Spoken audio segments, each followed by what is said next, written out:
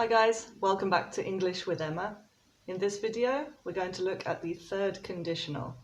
We'll start by looking at the structure, including contracted forms and pronunciation, and then we'll look at when to use the third conditional.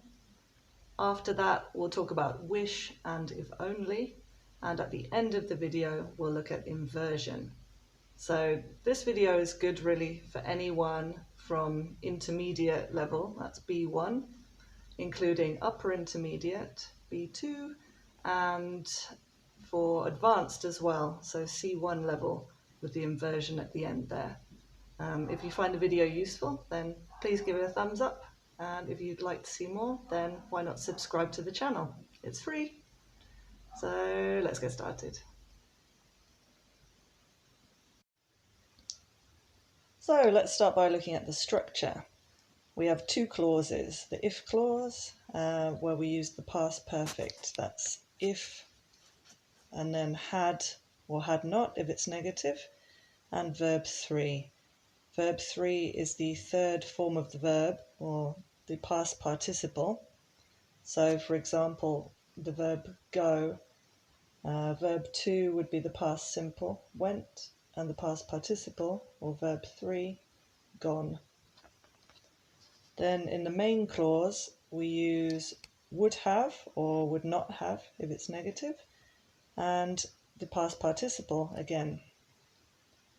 If I had got up earlier, I wouldn't have been late. Now notice that we separate the two clauses here with a comma.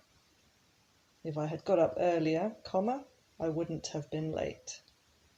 We can also reverse the clauses and start with the main clause. So that's would have or would not have plus the past participle. And then the if clause, that's if plus had or had not and the past participle. I wouldn't have been late if I had got up earlier. Now notice that if we start with the main clause, we don't need to use a comma. The meaning is exactly the same. The only thing that changes is that we don't use the comma. Now we can also use would, might, or could. We don't have to just use would. So what's the difference? Well, would have indicates that we are certain about something.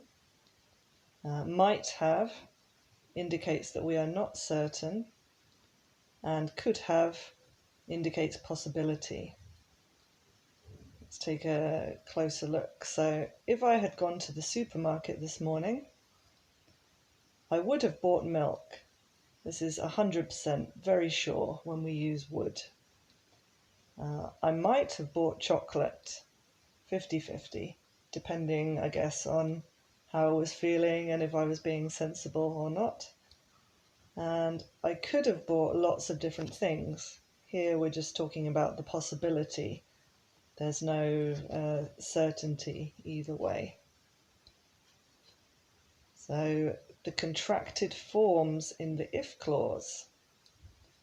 I had can be contracted to I'd.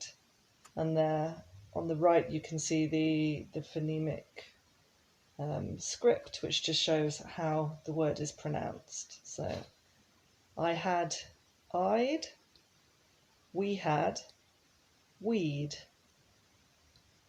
you had, you'd, they had, they'd, he had, he'd, she had, she'd, it had, it'd.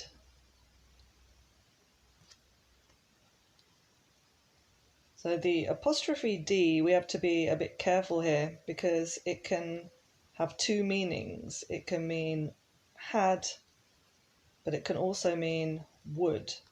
So you have to identify according to the context.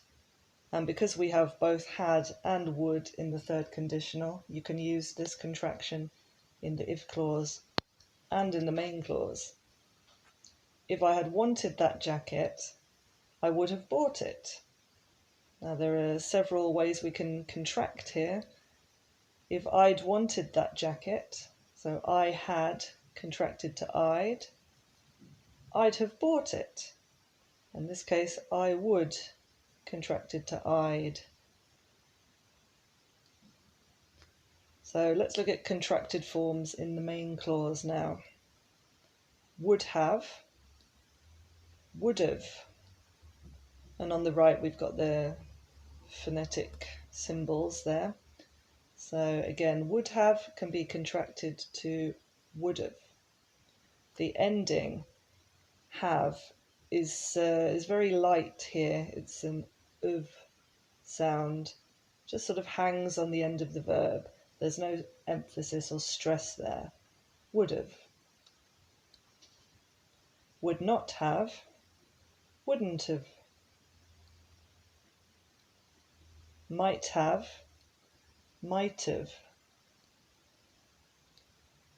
Might not have, mightn't have. Could have, could have. Could not have, couldn't have. Now, it's worth practicing this a lot because in speaking we usually use the contracted forms. So you wouldn't normally hear somebody say would have or would not have. You'd much more likely hear the contracted form.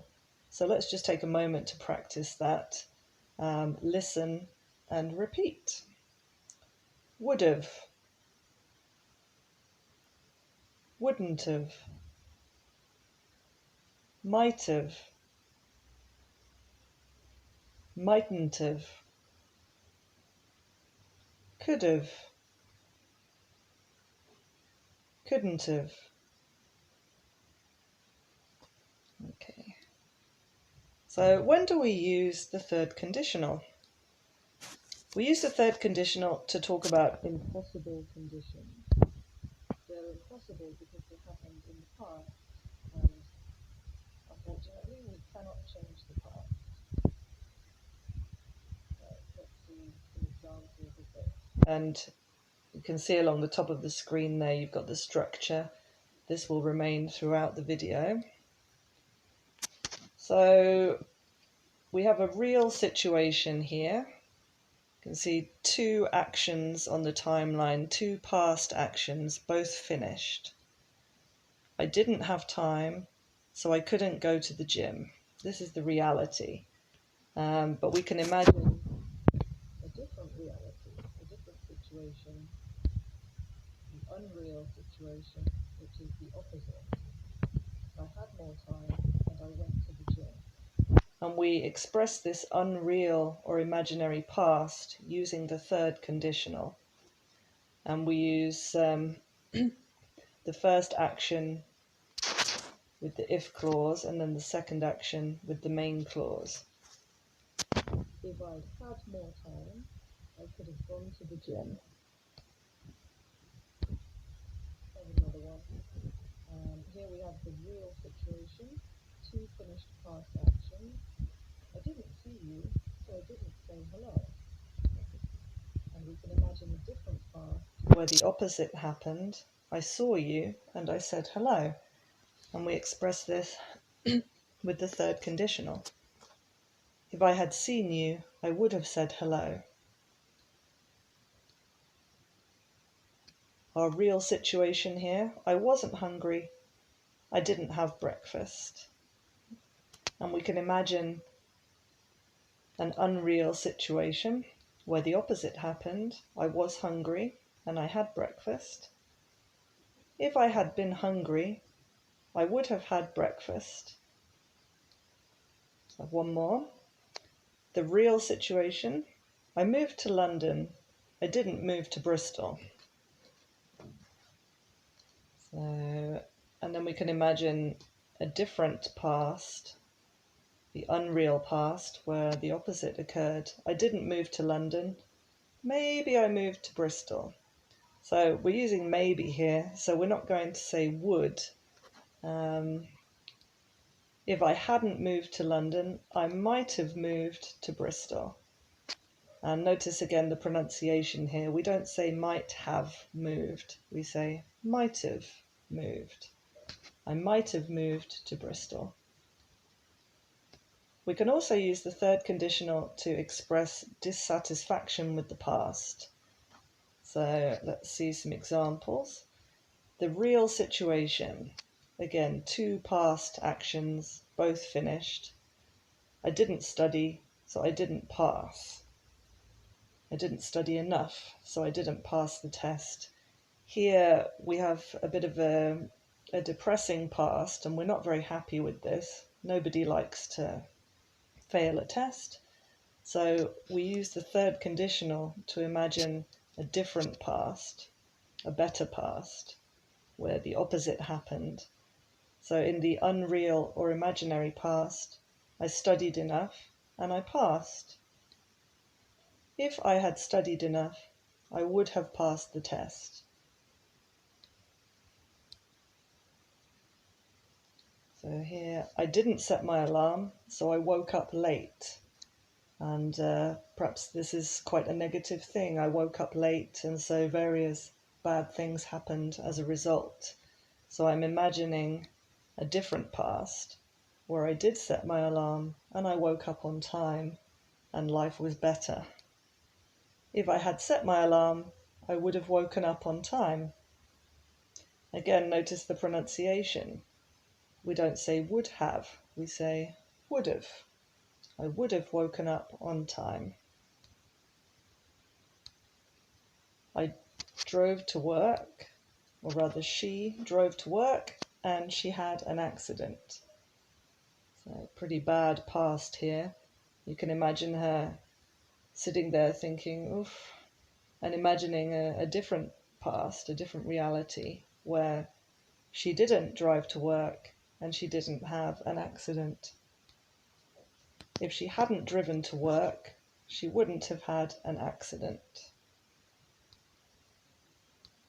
I have one more. They stole the money and they went to prison. So here, again, pretty negative past outcome. No one wants to go to prison. And then we can imagine a different past where they didn't steal the money and they didn't go to prison. If they hadn't stolen the money, they wouldn't have gone to prison. Now, when we express dissatisfaction with the past, we can also use wish or if only. Now, these are just a stronger way of saying if. So when we feel really strongly about something. So have a look at some examples. If only I had studied more. Now, we feel very strongly about this, so we're going to put some emphasis on it. We don't say, if only I had studied more. No. If only I'd studied more. I might have passed the exam. I wish I had got up earlier. I wouldn't have missed the bus. If only we hadn't wasted so much time. We would have been able to finish the work. I wish I had brought that dress. I could have worn it to the concert. Now, finally, let's take a look at inversion. You won't have to deal with inversion at B1 level, or B2 really, but once you get up to the advanced level, C1, then you will need to be familiar with inversion in conditional forms. So let's have a look. The meaning doesn't change, it's simply more formal. Okay, and so it only affects the if clause. In a normal if clause, we have if and the subject, and then had or had not, and then the past participle, or verb 3. When we use inversion, there's no if. We remove if, and we start with had, and then the subject, and then not if it's negative, and verb 3. So let's see some examples of this in action. If I had received your message, I would have called you back. So this is a normal third conditional structure. But with inversion, had I received your message, I would have called you back. So notice again, the main clause doesn't change. I would have called you back. The only thing that changes is the if clause. We take out if and we invert had and the subject. If we had known it was going to rain, we would have brought our umbrellas. So that's the normal structure. Now let's see with the inversion. Had we known it was going to rain, we would have brought our umbrellas. So again, we remove if and we reverse the position of had and the subject. If you had behaved better, you would not have got into trouble. Had you behaved better, you would not have got into trouble. And finally, let's see a negative. If she hadn't been at home, she would not have answered the door. This is the normal one. Now coming up the inversion. Had she not been at home, she would not have answered the door. So notice that not goes before verb 3 and after the subject. Had she not been at home, she would not have answered the door. There we go. So that is everything you need to know about the third conditional. Thanks for watching, guys. I hope you found that video useful. If you did, then please give it a big thumbs up. And if you'd like to see more, then you can subscribe to the channel. It's free. And if you're interested in expanding your English vocabulary, then why not check out my Instagram? I post a new phrasal verb every day. So that's it for now. Have a good one and see you next time. Bye.